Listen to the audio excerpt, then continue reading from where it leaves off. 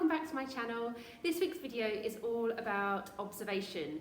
So I get asked so much about how I create activities for Oscar and how I keep him entertained during the day, all day, and the answer is generally observing him. So a lot of Montessori is about standing back and observing the child, and through doing this you see what they're interested in, what skills they're trying to learn, and then that gives you kind of an illuminated path as to where you need to take their learning and what opportunities you need to provide them with. So yesterday I thought I would just kind of grab my camera every time I was observing something, so the footage is quite raw, and show you what I was observing of him and then how that kind of reflected into different activities. I also did my toy rotation yesterday, which I do once a week at the moment, and in that, towards the end of the video, I'll show you how what I observed impacts what toys I bring out for the following week. I thought this would be a good background because he was playing there really well, and now he's just squealing. Anyway, let's crack into the video all about observing your child, and I hope this is useful to those of you that have asked for it. And if it is, don't forget to hit the subscribe button and don't forget to give it a thumbs up. So I've just come in to find Oscar with this little homemade rattle that I made. He's just about to do it now. It all went a bit quiet and I've just realised what he's doing. He's learnt to open this container, which he's going to prove now. And my first reaction when I came in was, oh my goodness, we're going to end up with these lentils all over the playroom. So he can't have this anymore. And then I've just taken a little bit of time to reflect, and I just thought I'd maybe do a quick video about this, about the power of observation. So what I've come back to just do is tell you that what I'm observing. So I've kind of reflected on it and I think, no, he can have it, but what I'm observing is he wants to open things and he's learning to open things as he's showing. So rather than him obviously have this one with all the lentils, I'm going to just gather together now some, oh I know baby, sorry. I'm gather together some more Tupperware for him to open. Right, so I've raided the Tupperware box in the kitchen and I found all these kind of things open in slightly different ways, but still kind of working on the same skill. Oscar's now trying to get in. Okay. So I've given him the container that he's learned how to open. And what I've put inside are these pouch tops. I've asked all my friends to collect these and they come in such handy. Oscar loves them. So yeah, so pouch tops, this little container which kind of pops open. This one that you have to kind of pull to open. And then these ones that have the little tabs to open them up. So we're going to see how these go and work on the skill of opening.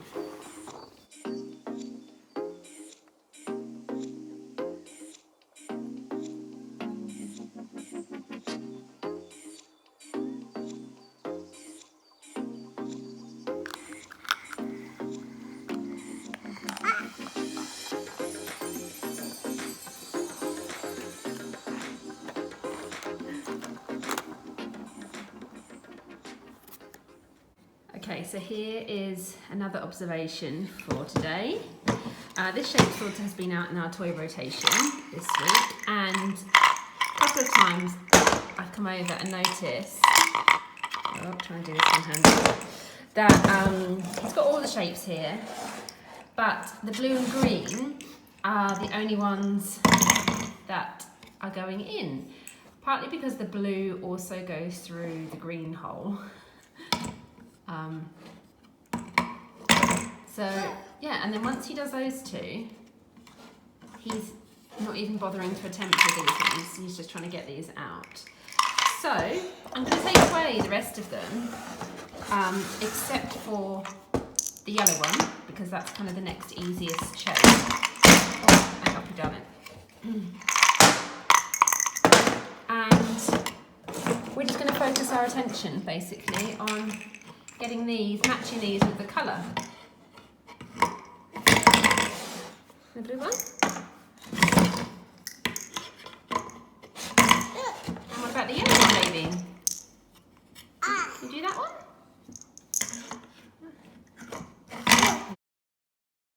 Okay, so I am narrating this while I'm editing the footage because I didn't actually want to film as he was doing it because he was so focused. So basically he spent about 10 minutes with our finger puppets, taking each one out of the basket and attempting to put them on each of his fingers. And he was so focused, I just didn't want to start like narrating what he was doing and break his concentration. He then tipped out all of our pouch lids and started to put them in different boxes, and this just rang out that he is obviously in the containment schema. If you're not familiar with Piaget's schemas, they work alongside Montessori, and I'll pop a link in the description box below if you'd like to read up more about it. But containment schema is basically about putting things inside other things, also containing themselves, so getting in boxes, and as you can see, he was getting in the shelf. So I'm now going to do the toy rotation and show you how I implement activities that involve that containment schema within our toy rotation for next week. So cue the time lapse.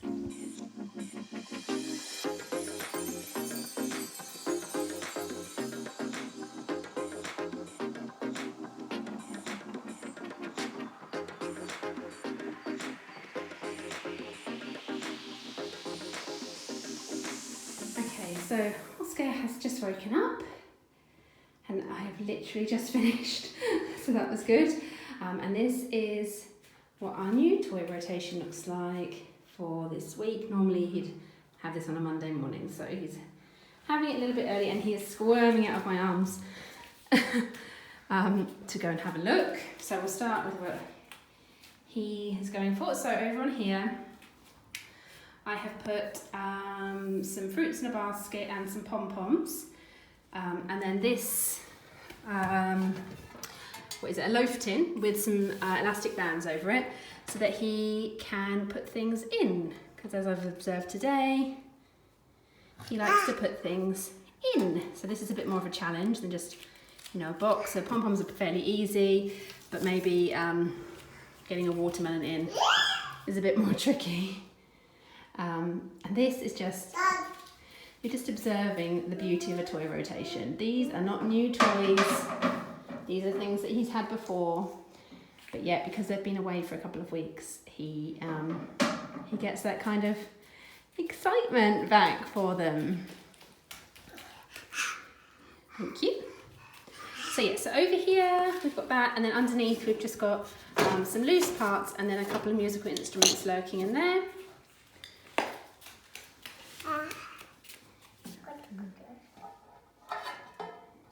Go on to get those and put them in. You're going to put it in? You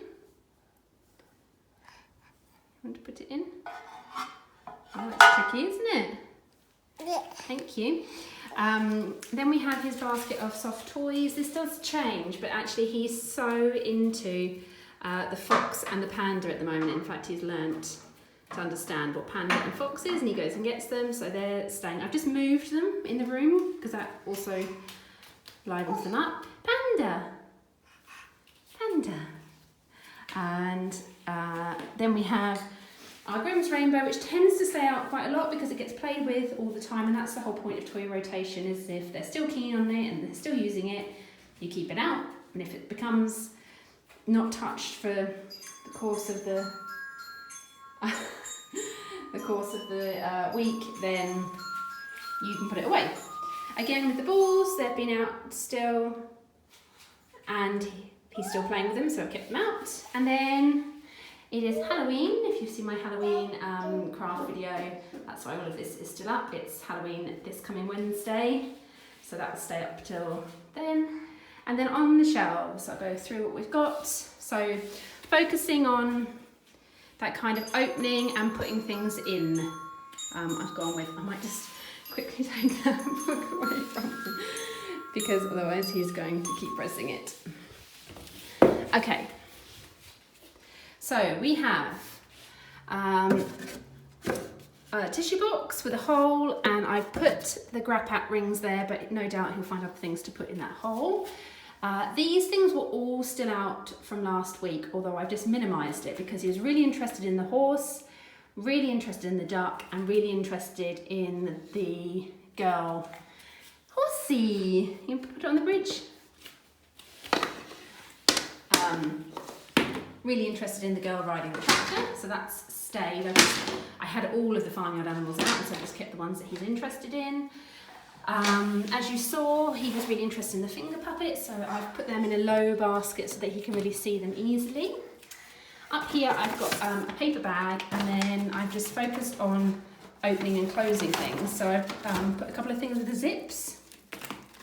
So this one with a zip with some just alphabet cards in, and then an actual purse, and in there is a couple of things that he's been really interested in this week, which are receipts and like credit cards. So I've just got some used gift cards in there so he can practice using the receipt. Yeah, the duck. Quack, quack, quack, quack, quack. So that's working on opening and closing, and a different form other than the containers that we had trying to do zips. Then putting things in. I've got this Melissa and Doug puzzle where he has to put the pieces in. I don't know what these are called, the eggs that go in the egg carton.